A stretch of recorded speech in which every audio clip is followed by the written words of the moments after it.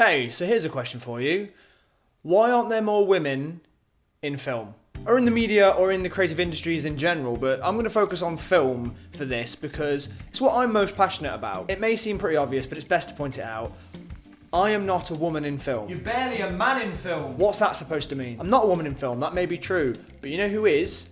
Jodie Foster, and I got to speak to her recently. She's got a new film coming out called Money Monster. I really enjoyed it, and she directed it. And I brought this topic up with her, so throughout the video, I'm going to be cutting in her opinions along with my point of view on it all. Let's start this video off with some good old-fashioned facts. According to an article that was in The Guardian, which I trust more than, let's say, the Daily Mail, last year, 2015, only 1/5 of film workers were female.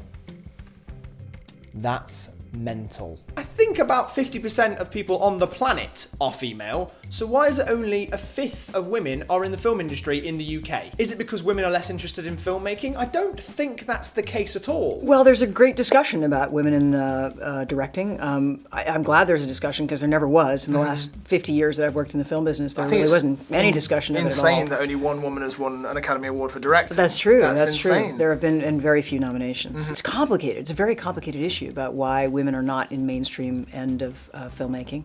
Some of it is really about where we are at. You know, we're at a time where mostly Hollywood movies are superhero movies, and they're making a big bet on that.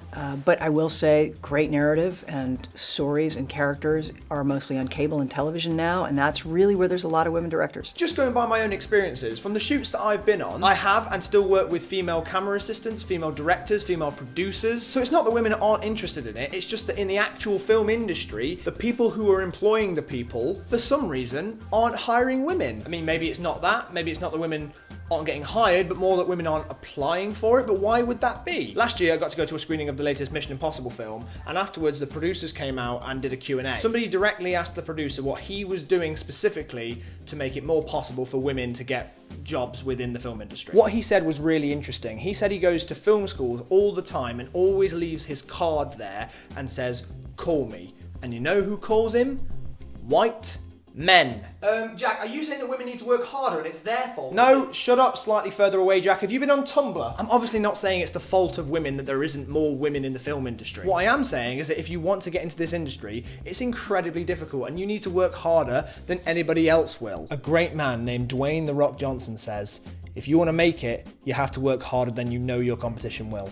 And that goes for anything, not just the film industry. Is there any advice that you would give to young females who want to be directors or writers or just anything creative at all? You know, I just think it's just get in there and get as much experience as possible and make mistakes, and don't be afraid to make mistakes. I also encourage people to just be themselves and to not try to emulate everybody else and try to be the next Tarantino or the next Martin Scorsese. Really try to talk about what's meaningful for you from your perspective. Again, using my own experiences, when I was writing for the Jack and Dean series, there's a female character in it, played by Jessica Hines, called Marv. Now, the people writing the Jack and Dean series were obviously me and Dean, but also our friend Paul Neefsey. That's 3 dudes writing a female character. You know, one of the things that I do as a director, and I think all the women filmmakers that I know do, is we inhabit all the characters. So we get inside their bodies and we go, what does this feel like? And how are we like them? And what is their relationship with their mother? Because my relationship with my mother is this. Interestingly, lots of male directors don't do that with women. Right. It's just not something they're taught to do. They don't know how to get into a female character and look out her eyes and see how she feels the world. And so you tend to get a lot of stereotypes, and you just get very, traditional gender specific stuff. Now, when we were developing that character, we brought a friend of ours in called Andrea Valls, who's an actress, who ended up actually playing another character in the series. She sat down with us for a little while, she riffed some stuff with me and Dean, she helped develop who the character of Marv really was and what she wanted and what she strived for, what her weaknesses was, where she came from. It's what Jodie Foster was saying, it helped us get inside that character and understand her perspectives on the world. And this is a silly 10-minute, 6-episode comedy series. And what I mean by that is, if we can make the effort to try and round out our female characters, then why can't Hollywood? What I think is really interesting about everything that Jodie Foster is saying is that it could be applied to either gender. So it seems to me that it doesn't matter what gender you are, that you should be able to make films regardless of whether or not you have a penis or a vagina. I'm still dumb enough and idealistic enough to really believe in talent, and that talent will always outweigh everything else. Just tell stories, and you can tell them on your iPhone, and you can tell them in a little cardboard box, and ultimately, if you're saying something meaningful and true, it will find its way. we've talked about gender. We've talked about like directing and things like that. I've got one last question. Okay. That my friend Kieran Yes. has dared me to ask you. It's ridiculous. Okay. And I can't believe I'm about to do it.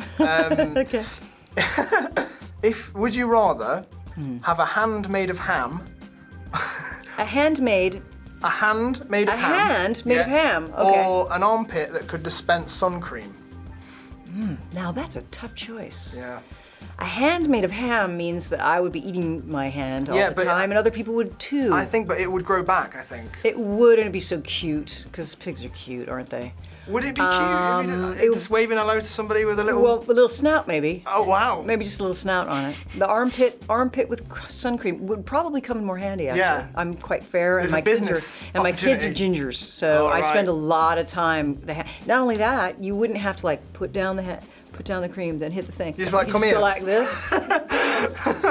I'm gonna pick the armpit. I would as well. Yeah, I I'm don't going get for the people who armpit. pick the ham. No, Jodie me Foster, neither. thank you very much. Very revealing. The people who pick the ham, who are they? Who are you? What a pleasure. Thank you very much. My pleasure.